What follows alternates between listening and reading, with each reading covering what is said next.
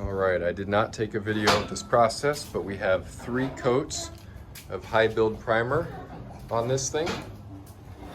Everything's been filled. And you know, that high build fills in a lot of the little divots and all of the gel coat cracks though that we had on this, we ended up grinding out and then filling in with some West Systems 410. Works really great for fairing, easier than Bondo, but better. So yeah, she's, you know, when you do the high build, it's a matter of just laying it on thick. It's really easy to sand out, but it's really good for filling all the little deviations and nonsense that you're dealing with when you're working surface. So this is gonna just end up becoming glass eventually, all very smooth. But when you see this on your high build, don't worry about it. All part of the process. Here we are with 2 coats on, Awlgrip Oyster. Trying to figure out what matches Coosa the best. This is kind of what it's come down to. So looking shiny. I think I'm gonna do maybe 1 more coat, maybe 2.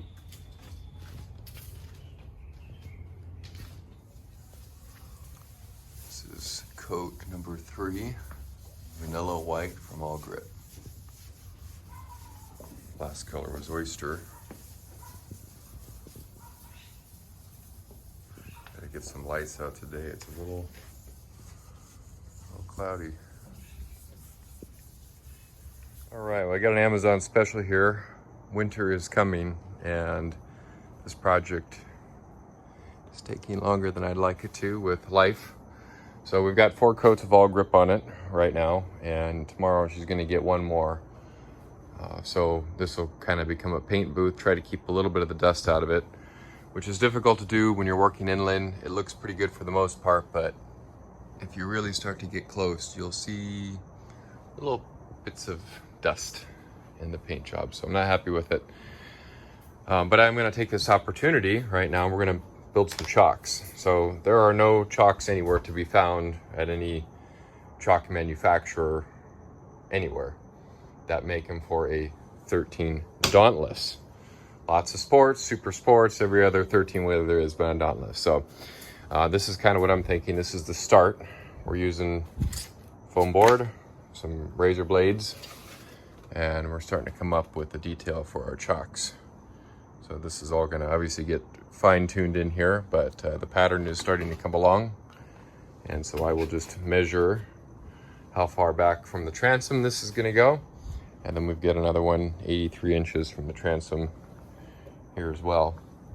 And we'll make this one later, aluminum. So this is my method. There's lots of different ways to do templates. Essentially I'm getting my curve. The bottom is not have one straight angle to it. So we've got to basically cut all the pieces out and we'll fine tune them in later after we get the main design done. You can see the black lines there. So yeah, good opportunity to do this before I turn it back over. All right, so here we are with the chalks basically done here. Got my mark, and they are designed that they roll off the edges. They may not be as secure. If I were to roll them up this side, really lock the boat in, but the problem is you're lowering down onto the top of that. If that's sticking up another few inches, then the boat's swinging back and forth on the davit and it's a rough afternoon, or you got to get the boat up in the middle of the night quickly and it's nasty weather. I don't need that thing popping through the bottom of the boat. So the way these are designed is even if the boat comes down awkwardly or you're swinging, it doesn't really have anywhere that it could puncture. We've got a relief at each chine. So next thing to do is to trim the bottom, which I'll have to do with these templates on board to make sure I get the right camber of the deck. Here we are doing some space planning in the whaler. Now that we've got her flipped over, bottom has been painted and it's shiny. Now it's time to tackle the inside. So the old center console, of course, is going away. Happens to work out that this chase that goes to that corner over there is on the starboard side, which is where the driver needs to be. Forward seat, bench seat, full beam, integrated side console right there. The seat will back up to that console, and then we have one more bench seat here. And back here I'm going to do a icebox cooler slash throw your fish in it. So if you recall, the self-bailing drains were here. They're much bigger. That has been replaced with a smaller hole, and I'll put a smaller plug in there. But that'll drain that, and then our waterway still goes around the outside. We're gonna chop that out, so that waterway will now drain into that new sump box, because this was self-bailing, which didn't work. Dad, can you see me?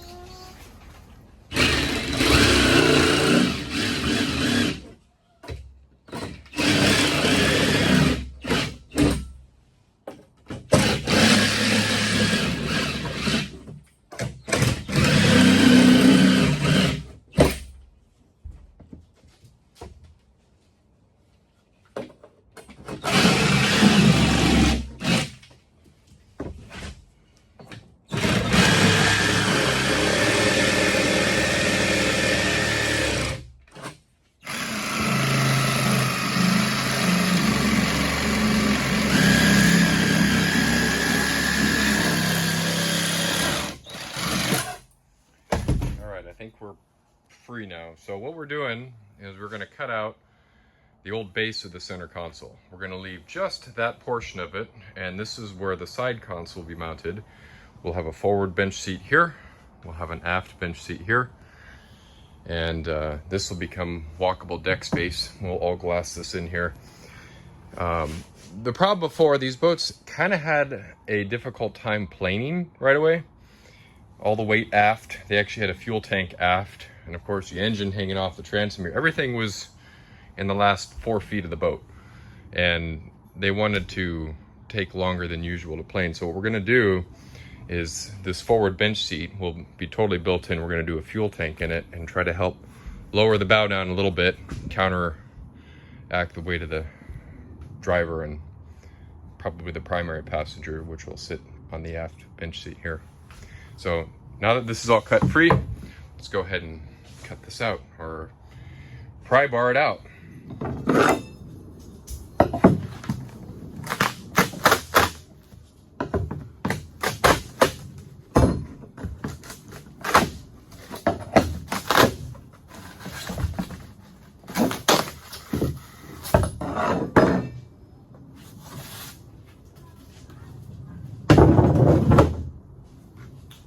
Too shabby.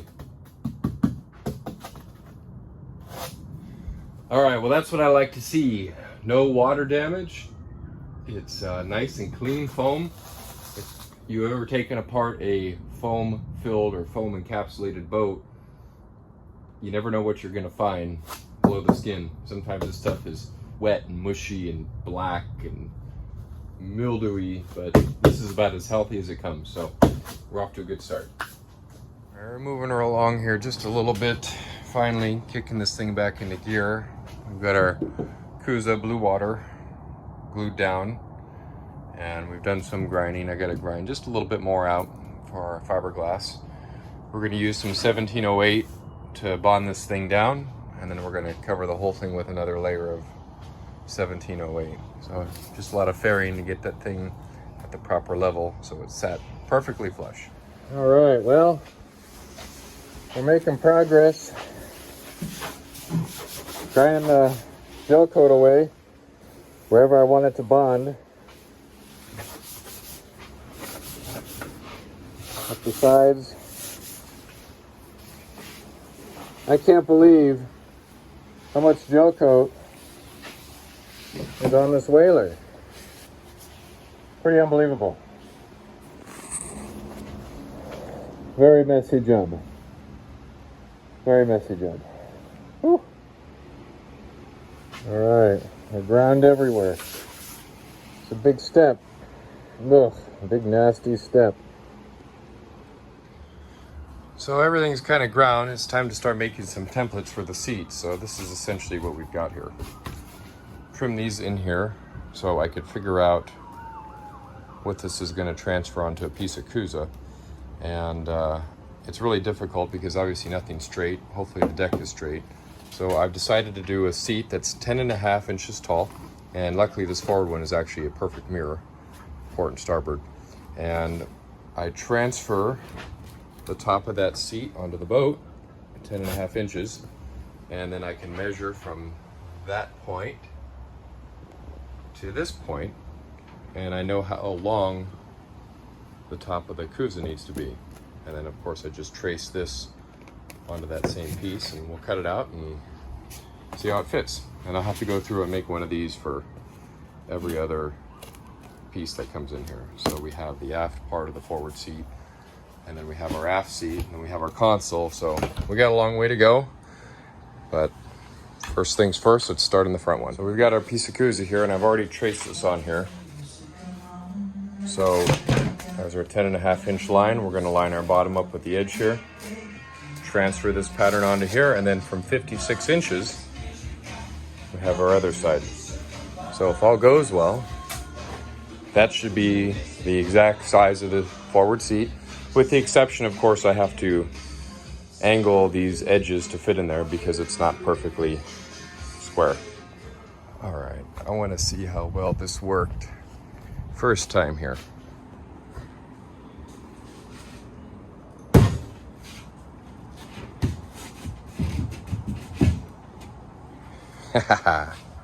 Perfect. I still have to trim this off up here, level that out, but this is the angle that matters down on the bottom. All right, laying out these for the next one. Let's see how this goes.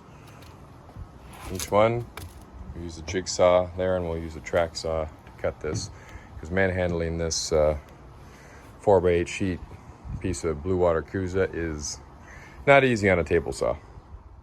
All right, we got a little update here. Our Coosa is all cut for our seats, which is pretty nice. We've got our fuel tank positioned in here, and we've got our drains in here. They're just sitting in here, but all this is essentially is a piece of 2-inch PVC cut down the middle, mark the deck where they're going to go, and then each panel here has a cutout in it.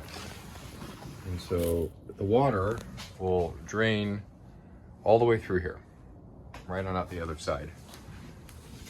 And these are radiused in here, so I'll be able to wrap the fiberglass into them, and these will probably be 5200 down as a seal against the deck, and I'll probably lay a piece of glass over the top of them. And yeah, I'm not really sure. That'll come later.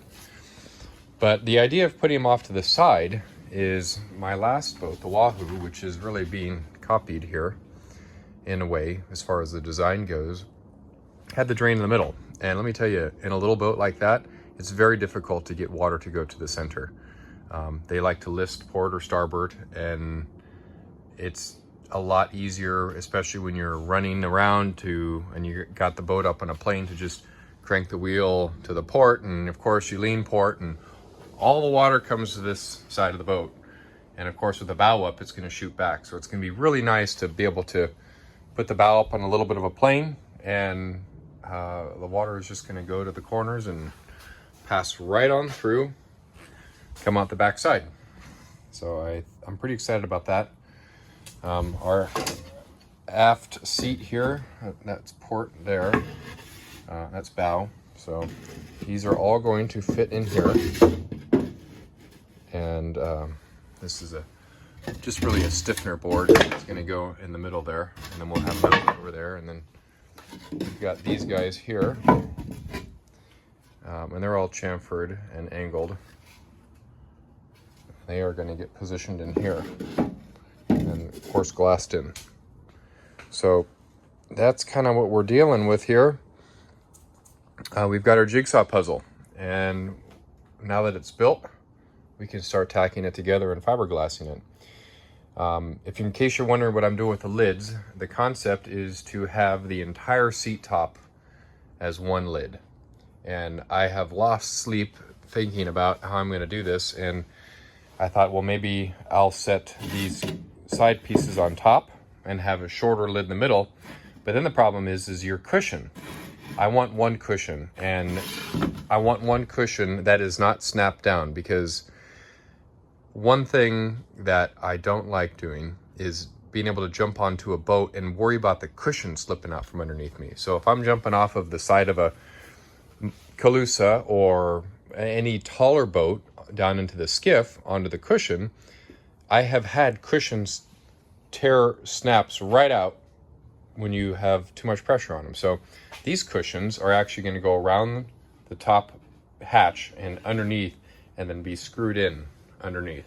And so the whole thing's going to be permanent, and there's two purposes for that. One, to keep the cushion in place like I mentioned, but two, as the vinyl wraps underneath the lid, it actually creates a seal, like a gasket. So these won't be rattling around, and on top of that, it's going to keep the water out for when inevitable spray comes over the bow and starts blasting this thing when we're out running around.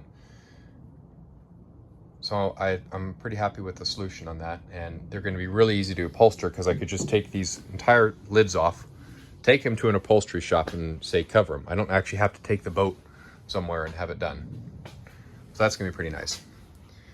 So the next step is glue it together. All right, we begin the process of tabbing. So as you know, everything's been sized up and dry fit. And right now we've got everything clamped together, and we're using 5-minute epoxy to essentially tack it in place. So, you know, the extra epoxy that you see right here, this will be ground off, still a little soft. And then we'll do probably a small fillet with the vinyl ester and silica, and then we'll do a tabbing on inside and outside, probably with some 1708 for strength. And I'm debating whether I even want to fiberglass the outsides of these or not. According to Coosa, you don't need to. And I have done some testing with this material myself, and it is essentially just a piece of matte fiberglass already faired when you try to run a screw through it. And this is the Blue Water, 26 pound. And it really is interesting. It behaves like plywood that has been cold molded and faired. So once you drill through the outside layer, it's dense, but soft enough you could put a screwdriver into, but not really your thumbnail. Very similar to wood. And then you can sink a screw through this, but you can't really sink it through the ends. And so I don't think it's probably necessary. The only reason I might do that is because I have to somehow clean up the tabbing that's going on here as well. But anyway, 10 minutes later, this thing's already in here. So I don't have to worry about it moving. I know, don't put epoxy under vinyl ester, but it's not going to be under vinyl ester. It's basically just under the edges. And any bleed out you see here will be cleaned up before I actually put the resin down. But I don't have to worry about this thing moving. I don't have to put screws in anything. It's done. All right, we're making a little progress here on the Coosa fabrication. Seats are built, they're epoxied in nice and rigid, as you know. And now we are starting to cut out the Coosa for the console. And as I mentioned, I've really mimicked this after the last Wahoo boat that I still own. The console's low. I didn't like some tall console. I mean, there's too many inflatable boats, rib boats, where you're sitting in it and the wheel's like way up here, and you're driving along and the wheel's like at neck level. It's just ridiculous looking. And it's really awkward. And the original 13 wheelers are really comfortable because the wheels on the original 13s were flat, on a flat console with either a flat wheel or just a slightly tilted wheel. And they fit between your legs really well, and it was very ergonomical. It just was like you could spin the thing around real nice. It wasn't like trying to drive, I don't know, like a sailboat. And anyway, I'm gonna kind of mimic this low like that, where it's between your legs, giving it a little bit of a kickback because I want some room for a little MFD next to it. Cup holders along the top, a compass, switches. We're gonna do courtesy lights, things like that. So this little reveal here is actually going to be for the Venturi. I'm gonna do a Venturi and a rail around the thing, but I want the Venturi not to sit on the outside. I want it to be recessed in a little bit. And this will start to come together and make a lot more sense down the line a little bit more. So the intention now is I'm going to temporarily glue the console together with 5 minutes, same as I did here, but not glue it down to the deck. I just want to glue the sides together, basically lock it down, and then I want to pull the whole console out. We'll bring it into the shop, and then it'll be a lot easier to work on it, and I can kind of take shape and make shapes and maybe even glass the inside of it, turn the whole thing upside down, and then I can take the whole thing back, set it back down into this position, and then tab the thing down into place in the boat after it's essentially complete. So time to glue it. All right, Brett, as we are cranking along here on the Whaler, it's been a while since I've given any updates, but we're back at it here. We've got our console pretty much faired in. Our radius is built. This thing is fit, so it's ready for glassing. It's all going to get faired separately. This thing is actually just sitting in here right now for sizing, but of course there's no updates really on the seats other than this seat right here. So one of the things I've been concerned about is both of these seats are going to be Coosa and they're going to be upholstered, so I don't really have to worry about glassing them or anything like that. But one of the things I do have to worry about is water intrusion into these boxes, which I don't want. And of course, on the forward and aft, these sections here, the water is going to hit the cushion and just roll off the back or roll off the front. But right there, I have to worry about the water getting trapped up against the console. So I basically made a small gutterway, and this is just roughed in for now, but it gets deeper and deeper and deeper and deeper until eventually it pees out right there.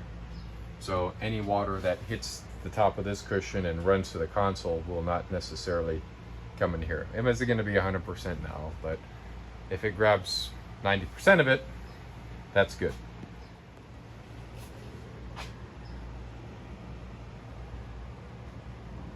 So right now I'm working on putting together a control box. So one of the things I don't really like on side console boats are the surface mount controls.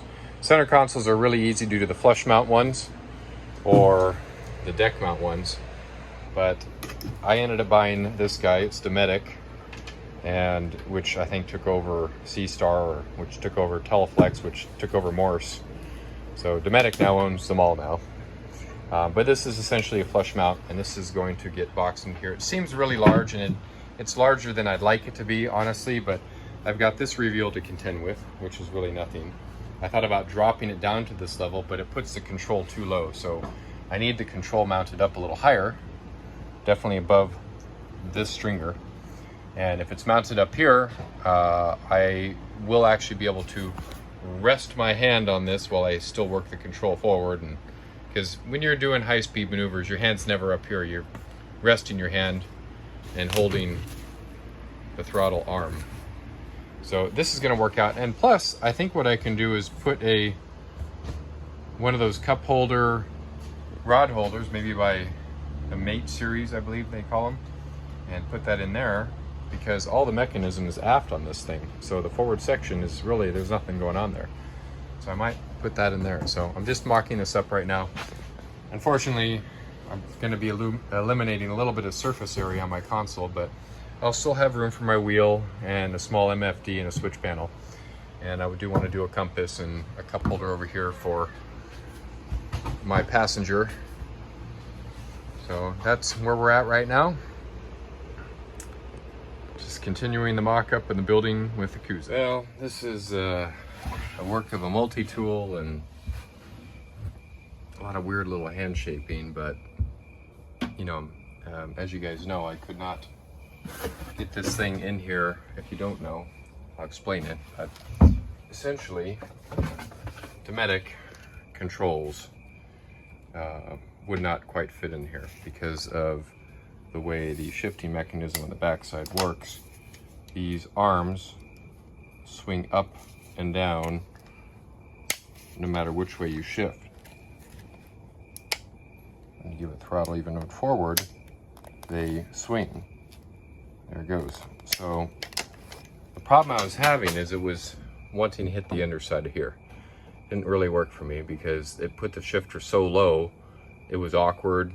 It was hitting the seat. It's still kind of hitting the seat, but we'll have to just deal with a little bit of kind of stupidness for the neat custom look, you know, a little give and take.